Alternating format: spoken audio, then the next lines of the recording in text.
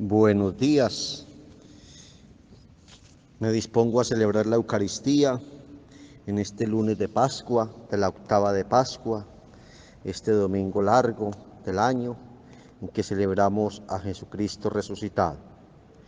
Celebro la Eucaristía con mucho amor por las almas de Tulia Aurora Muñoz Ceballos, su primer aniversario, intención de la familia, intenciones de Isabel Gómez Carvajal en sus 2 años de vida, intención los abuelos, por el alma de Fernando Antonio Orozco, primer aniversario de su muerte, intención su esposa, y seguimos orando por las necesidades de la iglesia y del mundo actual, por lo que estamos viviendo, para que el Señor nos socorra y salga a nuestro encuentro.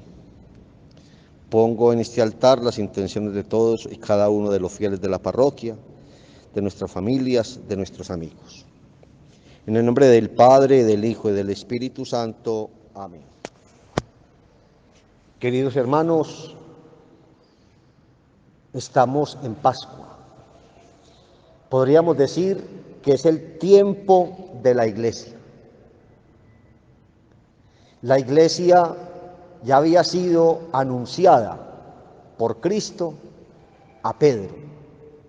Recordemos aquel pasaje del Evangelio de Mateo, en el capítulo 16, versos 18 y siguientes.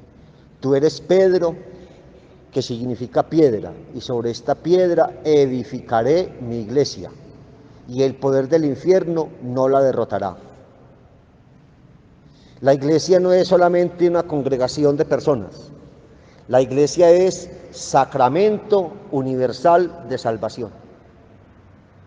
Por eso la iglesia se convierte en un soporte espiritual y también, ¿por qué no decirlo?, en un soporte emocional de las personas. La iglesia es ante el mundo una presencia viva de Cristo vivo, de Cristo resucitado. En estos momentos tan difíciles, la iglesia ha sido soporte para muchos hombres y mujeres en el mundo.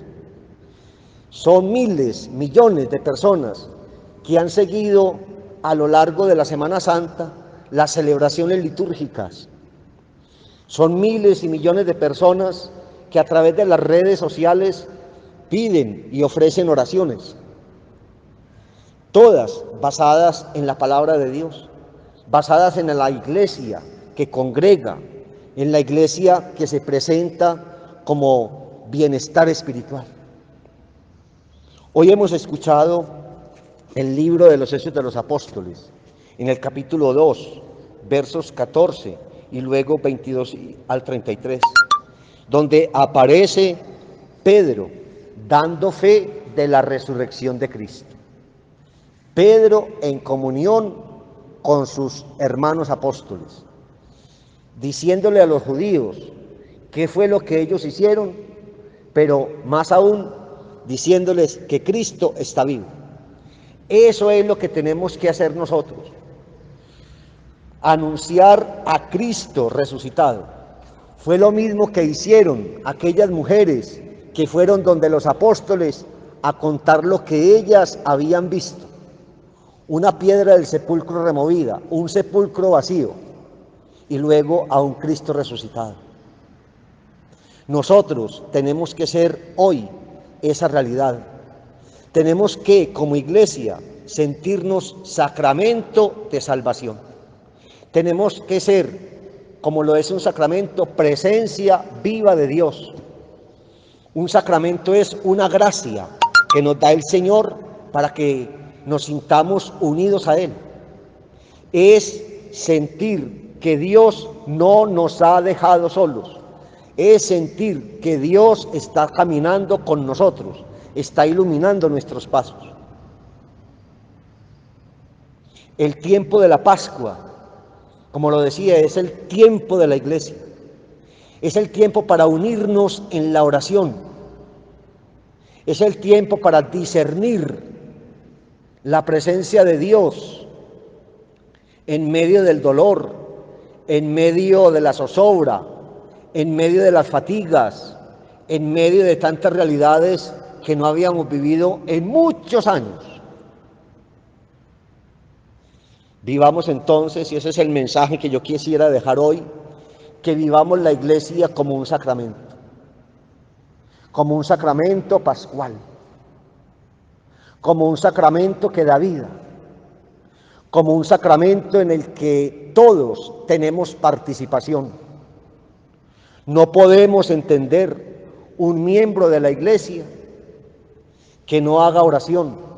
No podemos entender un miembro de la iglesia que no ilumine su vida desde la palabra. No podemos entender un miembro de la iglesia que no ilumine su vida desde el acontecimiento histórico de la resurrección de Cristo. Por eso es el tiempo de la iglesia, es el tiempo de todos y de cada uno de nosotros. Fortalecernos en la fe, fortalecernos en la esperanza, fortalecernos en la caridad. La iglesia, sacramento universal de salvación. ¿Por qué es sacramento universal de salvación? Porque la médula de la iglesia es Cristo. Porque la cabeza de la iglesia es Cristo.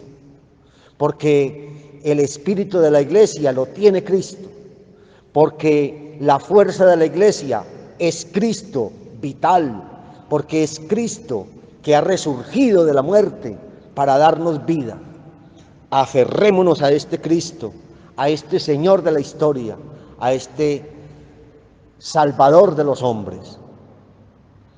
Cristo el Señor nos bendiga, nos fortalezca y nos haga pensar siempre en que tenemos vida y la tenemos en abundancia.